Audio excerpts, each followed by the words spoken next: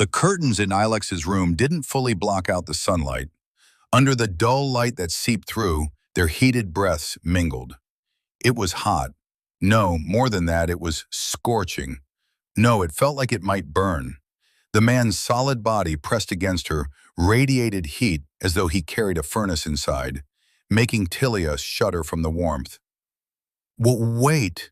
She desperately clung to his sweat-slicked shoulders, feeling his breath, hot and ragged, brush against her ear. But his patience wore thin. Swearing softly, the man finally forced his way into her narrow opening. "You'll be fine," he murmured, his words slurred as he bit down on her trembling nipple, offering a meaningless reassurance. "You didn't know, did you?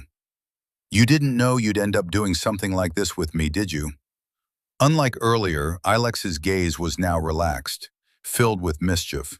He seemed far too at ease compared to her, who could barely control her own body, entirely at his mercy. "Did you figure it out?"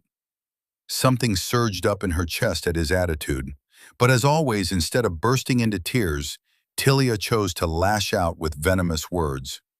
"Did you ever think I'd do something this disgusting with you?" Her words, laced with malice, wiped the smug smile off Ilex's face. The light-hearted expression he had worn crumbled, his eyes darkening. He was like a beast on bed that didn't show mercy on his prey. After that, Tilia lost consciousness. "I know you don't accept things like this, but just in case."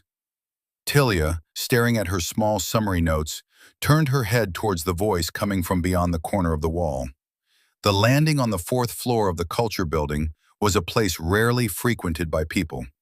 Standing there, in the cold air typical of a stone building, were a young woman with a youthful face and a man with his back turned.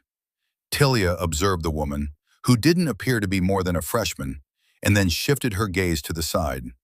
The man's blonde hair shone brightly in the foggy light filtering through the north-facing window. I put the key in the letter." Another one of those common confessions. Thinking she had picked the wrong place to study, she was about to turn around when the girl's desperate voice echoed again. "It's the key to my dorm room.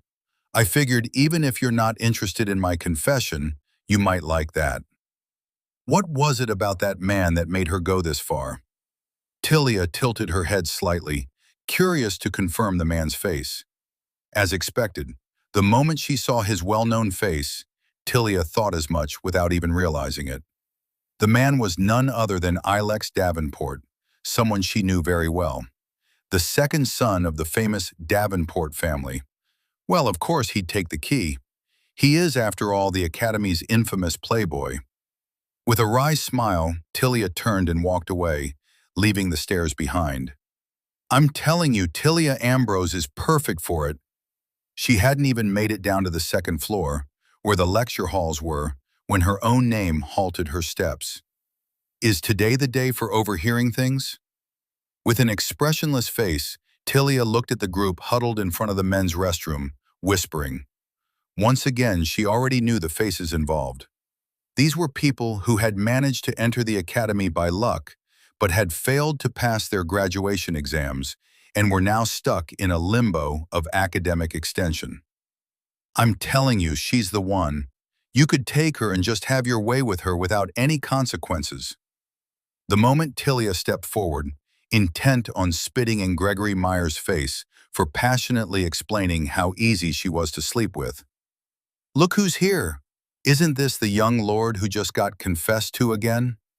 Myers cheerfully greeted Ilex, who appeared to have come down from the opposite staircase. "Man, how many times has it been now? Did she give you a key again, huh?" Moments ago, Gregory Myers had strutted around like the leader of the pack, but now he wagged his tail like a dog who had just found its master, running up to Ilex with enthusiasm. "Life's so unfair. Girls just throw themselves at you, while I have to spend money." "Oh." Tilia, who had stopped in her tracks, watched as Ilex Davenport lazily tossed a red box at the fawning Myers. It was the very same box the freshman girl had shyly handed to him earlier. "Is this for me?"